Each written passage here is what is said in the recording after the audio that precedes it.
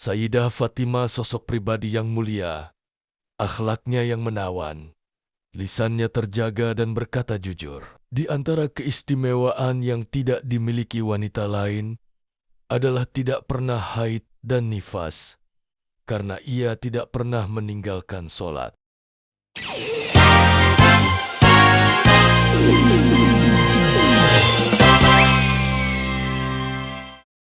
Assalamualaikum warahmatullahi wabarakatuh. Selamat datang kembali di channel Living Quran, tempat di mana kisah-kisah penuh hikmah dan inspirasi dari tokoh-tokoh Islam diceritakan dengan penuh makna.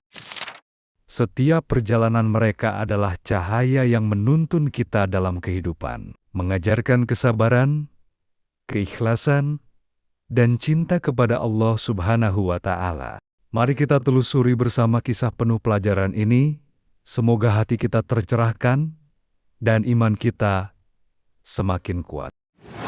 Selamat menyaksikan dan jangan lupa untuk like, subscribe, dan aktifkan lonceng notifikasinya agar tidak ketinggalan kisah-kisah inspiratif berikutnya. Sebelum dimulai kisahnya, disclaimer terlebih dahulu bahwa gambar yang ditampilkan dalam video ini hanyalah ilustrasi semata. Tidak ada unsur atau maksud untuk menggambarkan sosok tokoh yang mulia dalam Islam. Bismillahirrahmanirrahim. Kita mulai. Sayyidah Siti Fatimah Az-Zahra merupakan putri Nabi Muhammad SAW. Ia adalah sosok perempuan yang berwatak lembut, sehingga ia menjadi suaminya, Sayyidina Ali bin Abi Thalib. Bahkan ayah dan ibunya dijadikan figur atau teladan utama dalam kesehariannya. Sebagaimana yang masyhur di kalangan umat muslim, Fatimah Az-Zahra lahir di Makkah Al-Mukarramah, kelahirannya pada hari Jumat tanggal 20 Jumadil Akhir. Rasulullah memberi nama Fatimah karena Allah telah mengharamkan baginya neraka. Ia diberi gelar Az-Zahra karena Sayyidah Fatimah adalah bunga yang indah dengan sebaik-baik ciptaan. Sayyidah Fatimah juga diberi gelar Al-Batul karena ibadahnya tak pernah putus, baik perbuatan ataupun perkataan. Rasulullah pun memberi gelar pula Ummu Abiha karena kasih sayang dan kelembutan yang tercurah dari dirinya kepada ayahnya, yaitu Nabi Muhammad SAW. Sayyidah Fatimah adalah sosok pribadi yang mulia. Akhlaknya yang menawan, lisannya terjaga dan berkata jujur. Di antara keistimewaan yang tidak dimiliki wanita lain adalah ia tidak pernah haid dan nifas karena ia tidak pernah meninggalkan syalat. Umat Islam di penjuru dunia menyebutnya belahan jiwa Al-Mustafa. Barang siapa yang membuat Sayyidah Fatimah murka, maka ia membuat Nabi murka, dan barang siapa yang membuatnya rida, sesungguhnya Nabi rida padanya. Diketahui dalam buku Fatimah, pemimpin wanita di surga, walaupun ia ditinggal tiada oleh ibunya Sayyidah Khadijah Al-Kubra, ia mampu menyembunyikan kesedihannya. Model pendidikan yang ia terima dari keluarga tertular dengan baik pada Fatimah Az-Zahra hingga dewasa. Sehingga saat berkeluarga dengan Sayyidina Ali bin Abi Thalib radhiyallahu an, ia rela hidup sederhana. Keberhasilan Nabi dalam mendidik anak menciptakan generasi yang penyabar. Sampai detik ini, umat Islam di seluruh penjuru dunia tidak pernah mendengar kisah bahwa Fatimah mendesak suaminya memberi nafkah. Masalah ini adalah sifat yang sangat patut untuk kita contoh. Sesulit apapun kondisi ekonominya, ia tunjukkan ketabahan dan kesabaran, hingga ia mampu menerima kondisi Ali bin Abi Thalib dengan mahar seharga baju perang atas perintah Rasulullah. Masa kecil Fatimah tidak seperti anak-anak pada umumnya. Ia menyaksikan langsung penderitaan ayahnya saat menyampaikan dakwah pada masa itu. Di saat orang-orang Quraisy mencaci dan mencibir, serta memusuhi, bahkan menyakiti Rasulullah SAW, Fatimah kecil dengan tabah mengusap darah dari wajah ayahnya. Dan pada sejak saat itu, ia dijuluki Ummu Abiha, ibu bagi ayahnya, karena ketulusan dan kepeduliannya yang luar biasa. Ketika kaum muslimin hijrah ke Madinah, Fatimah turut serta meninggalkan kampung halamannya. Di kota yang baru, Fatimah mulai tumbuh sebagai perempuan dewasa yang cerdas, salehah, dan sederhana. Parasnya dikenal sangat mirip dengan Rasulullah SAW, baik wajah maupun akhlaknya. Dikisahkan Rasulullah SAW bahkan bersabda, "Fatimah adalah bagian dari diriku. Siapa yang menyakitinya, berarti menyakitiku." Sumber dari Sahih Al-Bukhari, nomor 3767. Sayyidah Fatimah kemudian dinikahkan dengan Ali bin Abi Thalib, sepupu Nabi yang juga dikenal karena keberanian dan ketakwaannya kepada Allah Subhanahu wa Ta'ala. Pernikahan ini berlangsung sangat sederhana, namun penuh berkah. Mereka membangun rumah tangga di atas pondasi iman dan kesabaran. Fatimah dan Ali hidup dalam kesederhanaan yang luar biasa, bahkan seringkali kekurangan makanan. Namun hati mereka dipenuhi cinta, bukan hanya kepada satu sama lain, tetapi juga kepada Allah dan Rasul-Nya. Diriwayatkan dari Abdillah bin Buraidah, dari ayahnya, bahwa ia pernah berkata, Sayyidina Abu Bakar dan Sayyidina Umar pernah meminang Sayyidatuna Fatimah. Maka Rasulullah SAW bersabda, "Sesungguhnya ia masih kecil." Kemudian Sayyidina Ali radhiyallahu an meminangnya. Maka Rasulullah SAW menikahkan Sayyidah Fatimah dengannya. Diriwayatkan dari Imam Tabrani bahwa Rasulullah bersabda, "Sesungguhnya Allah Subhanahu wa Ta'ala telah memerintahkan kepadaku agar menikahkan Fatimah dengan Ali." Ali bercerita, "Aku ingin mendatangi Rasulullah SAW untuk meminang putri beliau, yaitu Fatimah. Aku berkata, 'Demi Allah, aku tidak memiliki apa-apa.' Kemudian aku ingat akan kebaikan beliau SAW, maka aku beranikan diri untuk meminangnya. Nabi SAW bersabda kepadaku, 'Apakah kamu memiliki sesuatu?' Aku berkata, 'Tidak ya Rasulullah.' Kemudian beliau bertanya, 'Lantas, di manakah baju besi Al-Quthima yang pernah aku berikan kepadamu pada hari lalu?' 'Masih aku bawa ya Rasulullah.' Selanjutnya Nabi SAW bersabda, 'Berikanlah barang itu kepada Fatimah sebagai mahar.' Segeralah Ali pergi, dan sebentar kemudian datang dengan membawa baju besi. Rasulullah SAW memerintahkan kepada beliau untuk menjualnya, kemudian hasilnya sebagai perlengkapan pernikahan.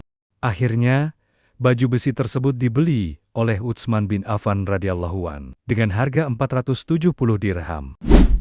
Lalu Ali menyerahkan uang tersebut kepada Rasulullah SAW.